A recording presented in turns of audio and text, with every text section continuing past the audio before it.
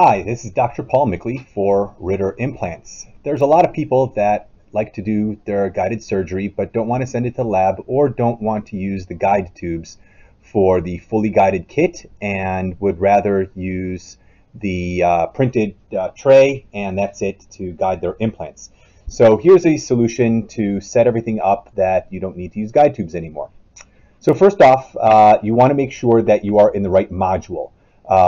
If you look up over here, module, you need to go to surgical guide and you need to be in advanced. If you are not on advanced, and again on the upper right side, you can see that over here, it says advanced. If you're not in advanced, you will not have the options of being able to modify the guide tubes regarding on the printed trays. So here we go. First thing you want to do is make sure you're selected on the right guided kit. So we're going to go to the Ritter guided kit over here. And as you can see, we have for tooth number 4 and tooth number 12, we have the standard platform. And for tooth number 13, we have the narrow platform. So I'll talk about the settings for all of those.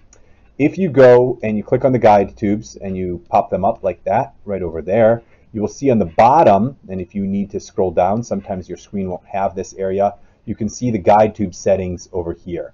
So for the, we'll start with number 12. I'll just do 12 and 13. We don't need to go to number 4 because that's going to be the same as number 12. For number 12, we see it has set up as the gold guide hole diameter as 6.26 millimeters. We don't want 6.26 millimeters because that's accommodating the metal guide tube.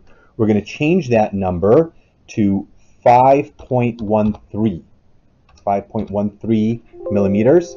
You'll get a warning over here that'll say you're deviating from the recommended settings for the guide surgical kit. For the implant you have selected, please be aware this will affect the drilling depth. You can decide never to show this message again or always leave it as a warning. I always like a warning. It takes me 2 seconds to click OK, just so I always know that I'm taking care of that.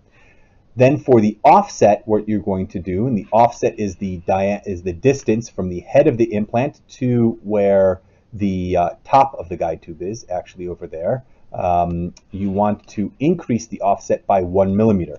So you're going to change this to 13 millimeters because it's normally accommodating 1 millimeter for, and again, it's going to give you the warning over here. It's going to normally be accommodating 1 millimeter for the metal guide sleeve. And because we are not using that, we need to raise this by 1 millimeter. So we are decreasing the guide hole diameter and we are increasing the offset. So actually, if you look at this right over there, that space, I will change that back to, let's say, 6.5.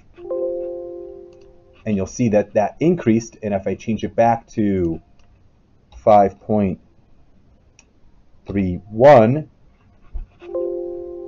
you'll see that decreases to the size we want.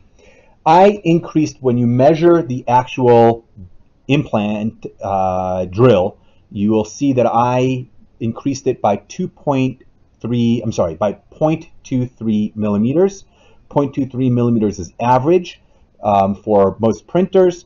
It could be anywhere from 0.2 to 0.25 millimeters increase. So if you find that the 5.31 millimeters is not enough space, you can increase that by maybe 0.02 millimeters. If you find you have too much slop space based on your printer, you can decrease that number a little bit.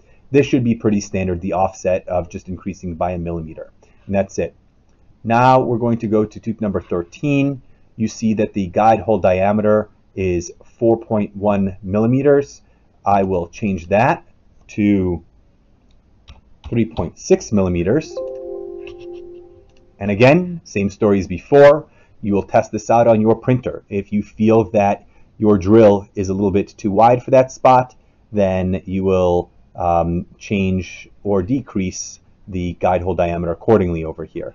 The offset, we're also going to change to 13 millimeters, like I said before. And that should be good. That's about it.